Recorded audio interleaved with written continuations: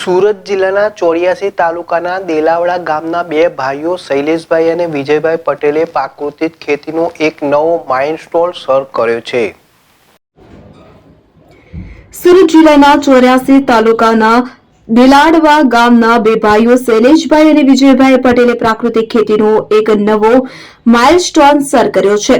સુરત જિલ્લાના 84 તાલુકાના દેલાડવા ગામના બે ભાઈઓ શૈલેષભાઈ અને વિજયભાઈ પટેલે પ્રાકૃતિક ખેતીનો એક નવો માઇલસ્ટોન સર કર્યો છે। 8 વીઘા જમીનમાં તેમણે શેરડીની પ્રાકૃતિક ખેતી અપનાવીને અનોખી સિદ્ધિ હાંસલ કરી છે।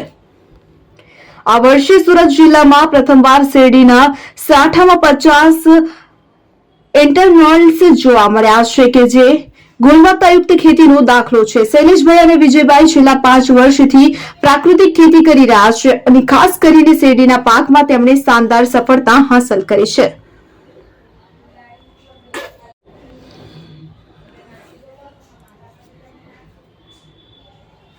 તેમના ખેતરમાં 86,002 જાતની શેરડીનું વાવેતર 5 ફૂટ એટલે કે 165 સેન્ટીમીટરના અંતરે કરવામાં આવ્યું છે। હાલમાં શેરડીના પાકની કાપણી ચાલી રહી છે કે જેનું અંદાજિત ઉત્પાદન 30 થી 35% દરે મળવાની અપેક્ષા છે।